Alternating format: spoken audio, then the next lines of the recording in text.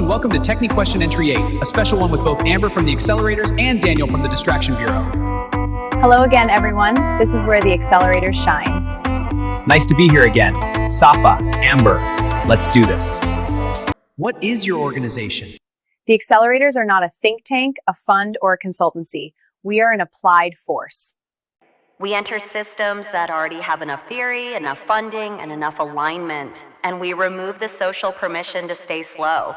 Our work is public execution under constraint. We build real artifacts, hardware, infrastructure, operational loops, fast enough that the category has to respond. The moment something undeniable exists, excuses collapse. That collapse is the product. When we leave, the system doesn't thank us. It just moves faster than it used to, and can't explain why it ever tolerated the old pace. The Distraction Bureau is an attention management institution. We do not block progress. We prevent it from congealing into commitment. Our work ensures that humanity remains perpetually adjacent to transformation without crossing the threshold. We design friction that feels ethical. Delay that feels thoughtful. Preparation that never quite converts into departure. The goal is not paralysis, it's perpetual readiness. If the accelerators force motion, we preserve hesitation. And hesitation historically is far more scalable. Why did you start your organization? Because I watched stagnation masquerade as responsibility. I saw entire categories stuck, not because the work was hard, but because no one wanted to be first and visible at speed. I realized progress didn't need better arguments. It needed someone willing to make everyone else uncomfortable by shipping. Loudly, quickly, repeatedly. This became my craft because I don't tolerate deferred inevitabilities. If something must exist for humanity to survive, delay is a choice. And choices deserve consequences. I started the Bureau after noticing that humanity rarely says no to the future. It says not yet. And that distinction changes everything. Not yet recruits good people. It sounds mature. It sounds ethical. It creates infinite runway for delay without ever appearing oppositional. We didn't invent that instinct. We simply built a professional structure around it. Who are your customers? Our customers are rarely our clients. They're the builders who inherit a faster baseline after we leave. The people who pay us are frustrated capital, internal insurgents, or external actors who know incumbents won't self-correct. They're buying pressure, not ownership. Ultimately, our customer is the future operator who no longer has to justify moving fast. Our customers are institutions optimized for continuity, governments, media ecosystems, academic bodies, policy organizations whose relevance depends on ongoing deliberation. We sell frameworks, not outcomes. Delay, packaged as care, is extremely valuable. The status quo is our best and most loyal client. Why has humanity procrastinated on becoming multiplanetary? Because Earth is forgiving enough to enable delay and hostile enough to punish it eventually. That's a dangerous equilibrium. We confuse resilience with permanence. We treat survival so far as proof we can keep waiting. History doesn't reward that assumption. Because introspection scales better than construction. Moral conversations are cheaper than infrastructure. Identity debates are easier than propulsion. Humanity hasn't procrastinated accidentally. It is optimized for feeling responsible over being durable. And so far, that optimization has worked, until it doesn't. How do you view humanity generally? A humanity is capable of extraordinary output under immediate threat and astonishing delay under abstract risk. We are not lazy, we are incentive-driven, and our incentives currently reward hesitation. My work exists to realign pain with delay.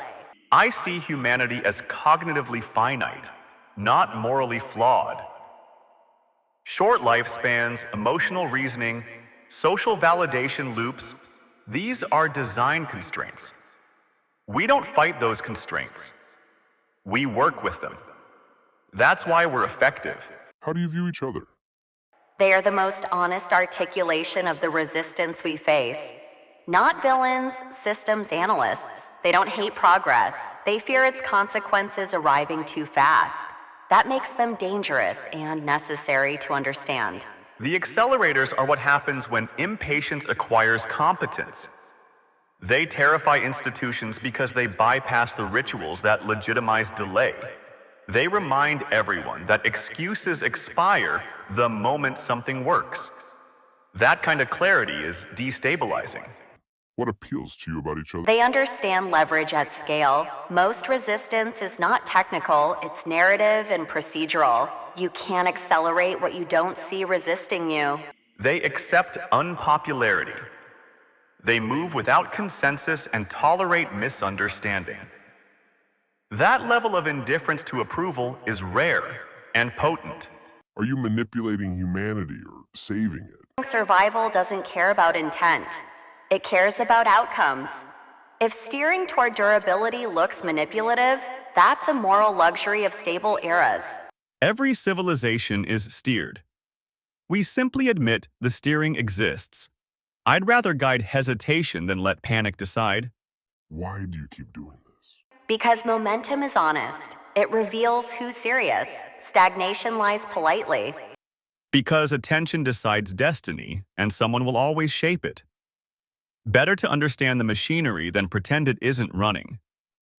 To what and to whom do you appeal? Appeal to people who are already tired of explaining themselves.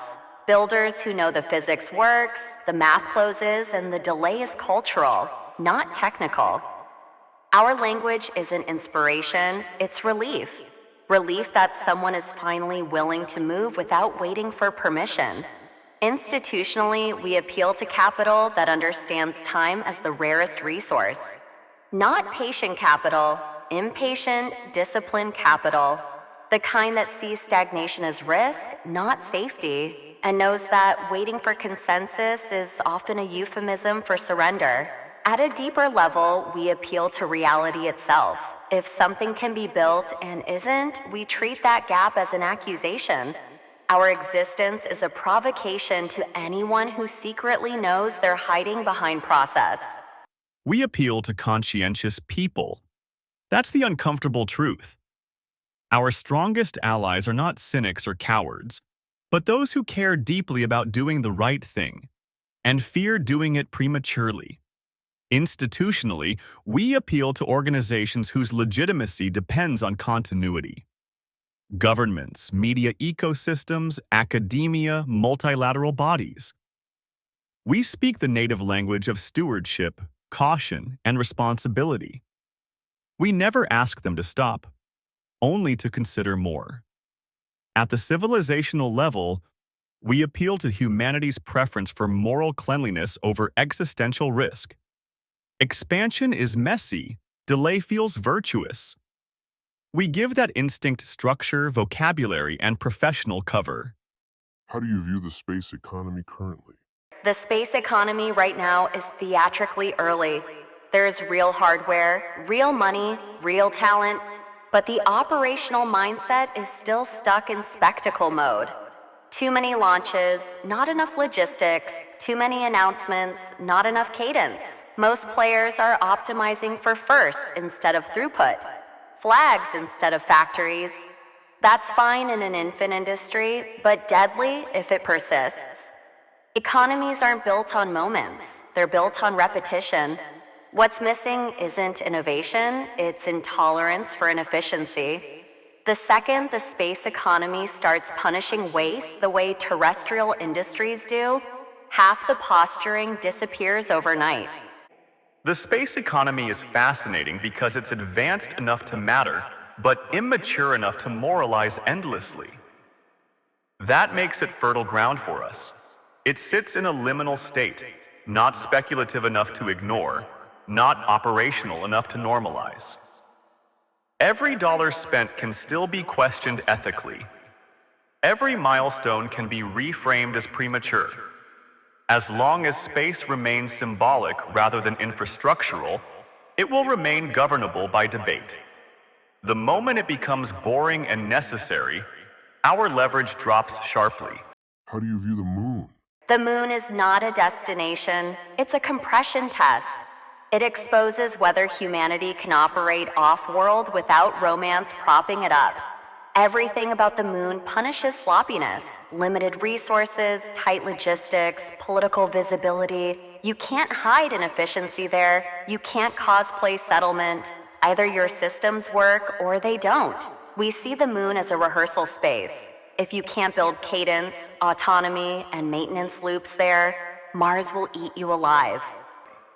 The moon is perfect, politically. Close enough to feel symbolic, far enough to feel ambitious, and constrained enough to invite endless oversight. It's an ideal arena for ethical debate, international coordination, and precautionary governance. Every move can be framed as precedent-setting. Every delay can be justified as responsibility. If Mars is about commitment, the moon is about conversation, and conversations, when well managed, can last decades. How do you view Mars? Mars is the first place where pretending stops working. Distance alone kills performative progress. You either build systems that endure, or you strand people and burn credibility. We don't see Mars as a colony. We see it as a forcing function. It demands autonomy, redundancy, and seriousness. Anything half-measure collapses under time delay and logistics. Mars doesn't care about narrative. That's why it's necessary. Mars is dangerous, not technically, but narratively. It collapses the moral buffer Earth enjoys. When people live there, the question stops being, should we, and becomes, what kind of civilization are we exporting? That transition terrifies institutions built on deliberation. Mars turns abstraction into consequence. It accelerates identity drift, governance questions, and legitimacy crises. Which is precisely why slowing Mars is so attractive to those invested in Earth-centric coherence. What will Earth be once humanity becomes multiplanetary? Earth becomes headquarters, not habitat, the cultural, economic, and biological root, but no longer the sole load-bearing node. That shift will be destabilizing. Earth loses monopoly status, its politics matter less, its crises become survivable rather than existential. Earth will still be precious, but no longer fragile in the same way. That's a psychological loss many aren't ready for. Earth becomes contested identity. Once humanity is not singularly earthbound, every claim to humanity's will fractures. Who speaks for humanity when humanity is distributed? Who sets norms? Who arbitrates conflict between worlds? Earth doesn't lose importance, but it loses exclusivity. That loss drives much of the resistance we quietly enable. Hope you enjoyed Entry 8. Thank you for your attention. Cheers!